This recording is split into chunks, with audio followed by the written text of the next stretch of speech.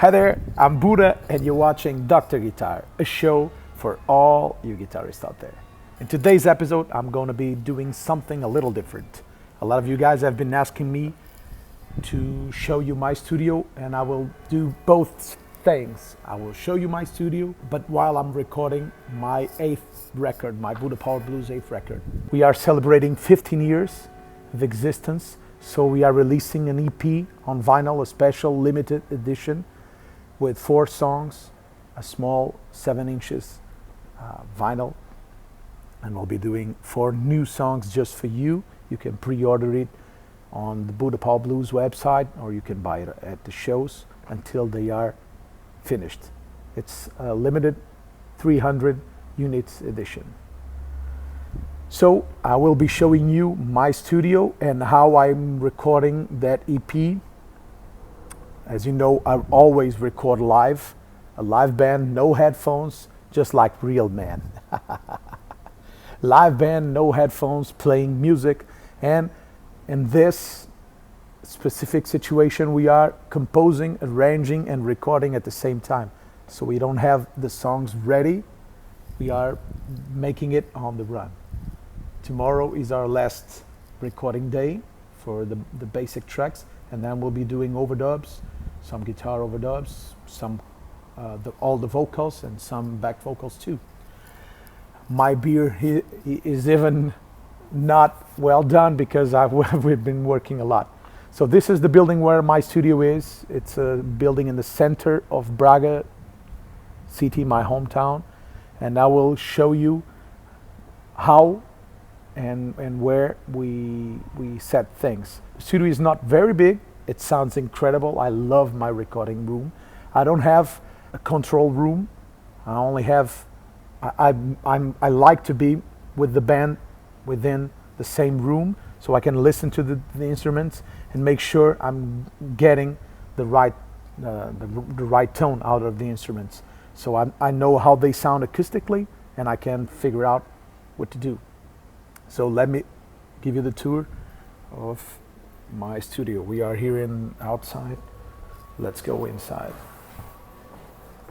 Here's the corridors. I usually use these corridors as a reverb chamber. Sometimes I put drums in here.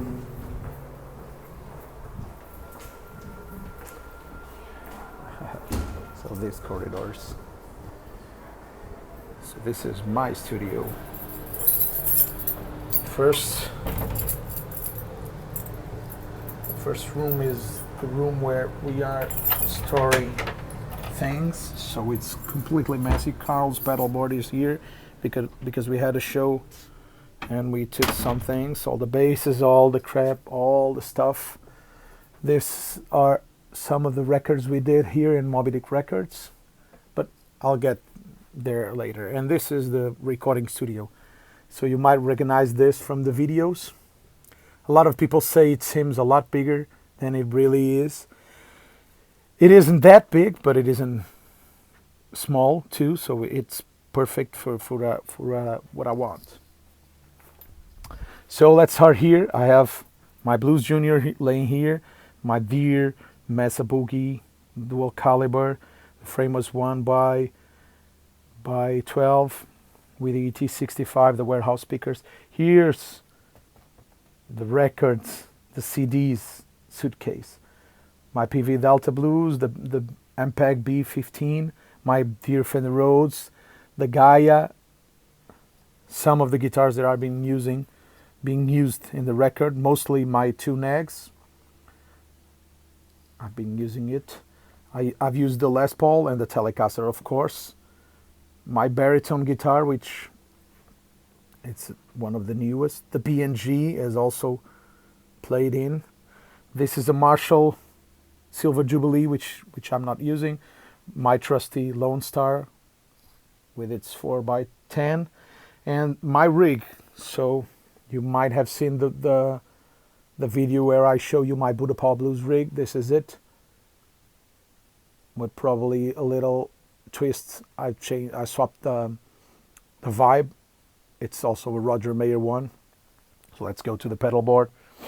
This is my pedal board. I will describe you from right to left with my foot. So this is my Tis Real McCoy Deer Wah. It's the picture Wah. Then the signal goes straight into this Analog Man Bino Boost, which is a treble booster. Then it's going to the ES8, Boss ES8, which is a controller. And I have it set where I have each pedal on a loop. So I have 8 loops. Loop number 1 is the SP compressor, great compressor. Loop number 2 is the ZVEX Fuzz Factory, great fuzz. Loop number 3 is the Vibe, the Roger Mayer Voodoo Vibe, and now I put the Voodoo Vibe Plus, which sounds completely incredible. Loop number 4 is the Roger Mayer Octavia, which is one of my favorite Octavias, if not my favorite. Number 5 is the Gen Ray, here, Gen Ray. And number 6, it's the Broadcast, the Hudson Broadcast. 7, it's the M5 with all its effects. And 8, it's my stereo delays. Analog Man ARDX20. And I have to turn it off because it's blinding. The MXR carbon copy. So it's my stereo delay. And the Polytune as a tuner going out of the tuner out of the ES8. There's a Roger Mayer Octavia standing there. Then from my amps I'm using the Thunderbolt, Supro Thunderbolt, very simple amp. I've also done an episode on this amp. So tone and volume, just like that. And watch where I have the volume set, if you can. So the volume is here. It's very difficult to see these knobs. Tone a little bit. And then the Tremo Verb, my dear Tremo Verb. Here are all the settings. If you can watch it. It's not easy because they only have these white dots, but they are turned on quite low, although they sound quite loud because they are 2, so I'm summing it. This is my control setup with my Pro X Studio.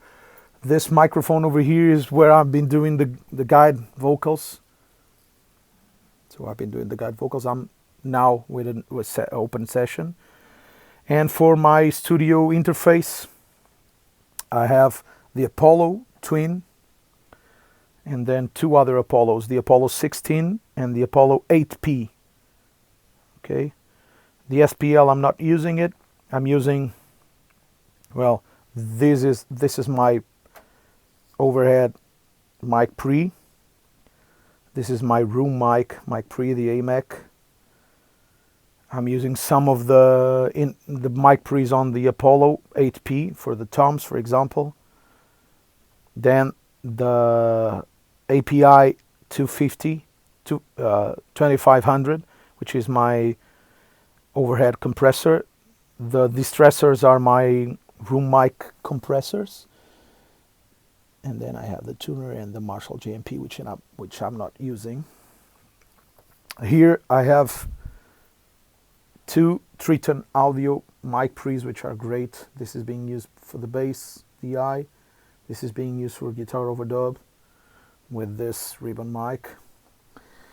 And then I have, let me just get some light over here. Okay, this is my signal chain. So kick drum mic pre, DBX one. It's like the 160A, but in a 500 rec. So DBX is going, it's the compressor for the kick and EQ for the kick, API 550B. Then the snare, which is in a Guedes mic pre, kind of an API. Also the DBX 560 and the 550B for EQing the snare. These are my Electra, the Kush Audio Electra EQs. This I'm using for one of the guitars, so the Thunderbolt mic is going through the Neve 511 mic pre to the Doctor compressor, and the bass is also going through the Doctor compressor, so this mic pre and then the Doctor And the Helios mic pre is on the tremolo verb, this mic pre here. I'm using the Guedes MA5, which is kind of a Neve for the bass mic, with the Opto, the Shadow Hills Opto compressor, and then the 560, which now is turned off.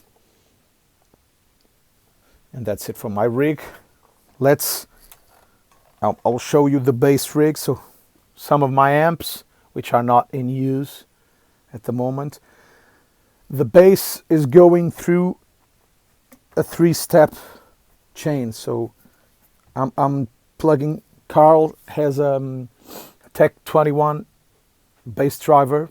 I will show you in a minute. And I'm taking a DI out of that directly, so I have the bass as direct as possible.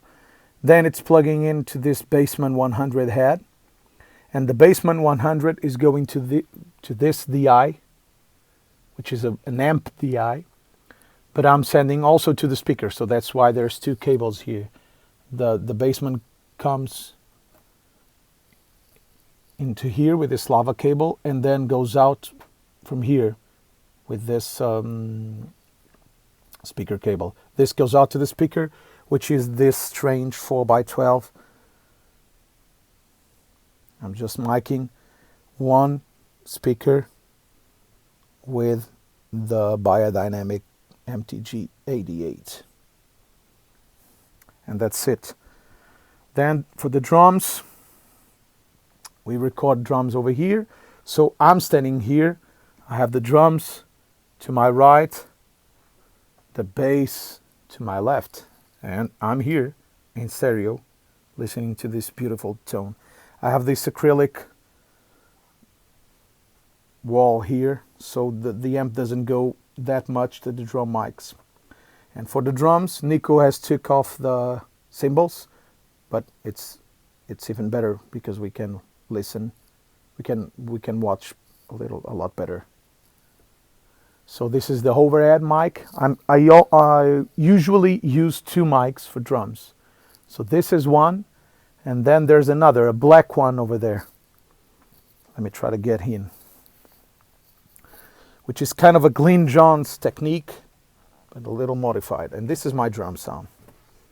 So this overhead, over here, looking down the drummer, and then this condenser mic looking down to the kick. Okay, so you might ask, if you only use 2 mics, why is there so many mics? Well, they are here for safety and for production reasons. We are building the songs on the go, so I prefer to have options instead of cornering myself. So this is the Audix i5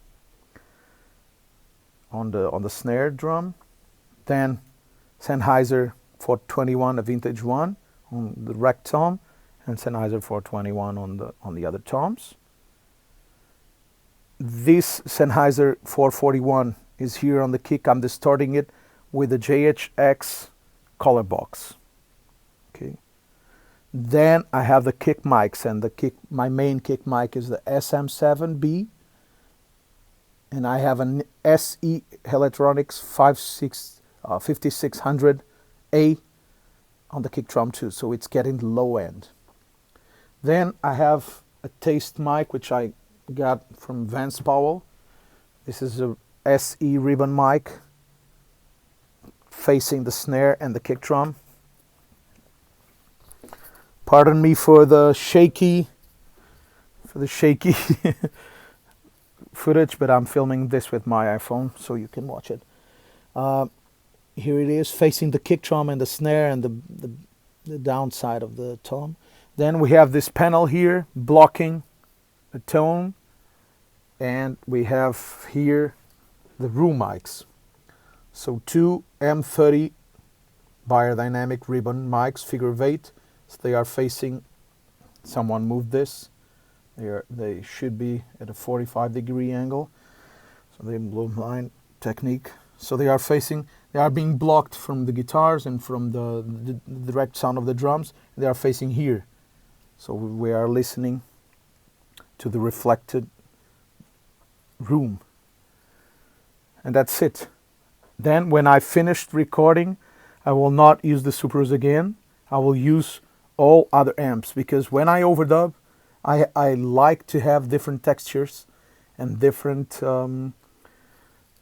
timbre, different tones. So if I don't use the Supros, I will have different tones definitely. And I've been using the ES8 and loving it because it's so easy to program. I simply choose, for example, I go to manual, I choose which pedals I have on, and at this specific preset I have the Vibe, the Octavia, the M5 with the long delay, and the delays which are like this in a slapback mode. So I have a slapback and a long delay for the melody. When I change to preset number 2, I switch to compressor and just the slapback. So check it out. I will press it with my hand.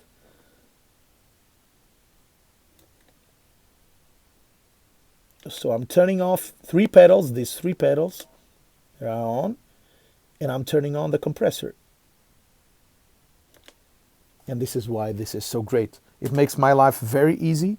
If I don't want to use any effects, I just turn them off and I'm straight to the amp. What more can I ask? And I've been programming the tones for each song. Super easy, super easy. And it works really, really great.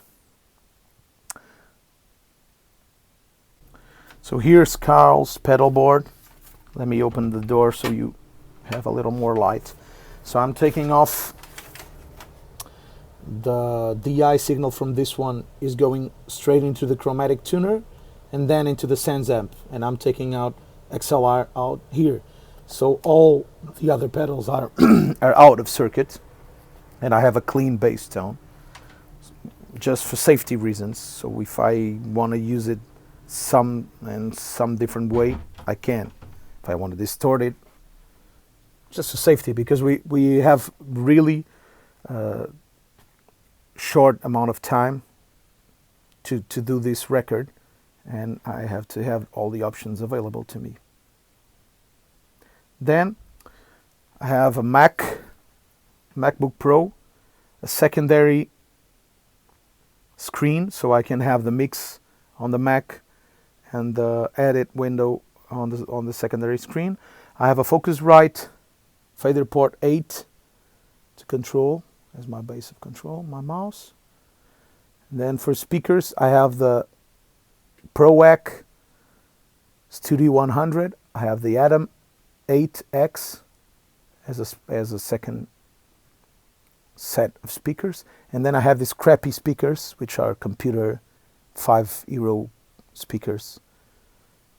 So I can listen as people do.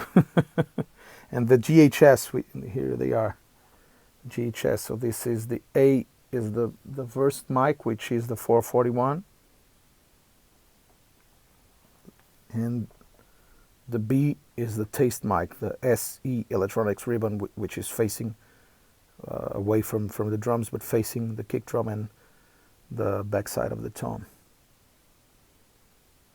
And it's coming XLR in, XLR out. Well, that's it. I hope this has been helpful to you. I hope you have liked the show. If you haven't done it yet, please subscribe to the YouTube channel and share it with the world. We'll see each other next week. Don't forget to buy the limited edition, the vinyl 7-inch limited edition of Budda Power Blues' newest record. It's coming out pretty soon. Bye-bye.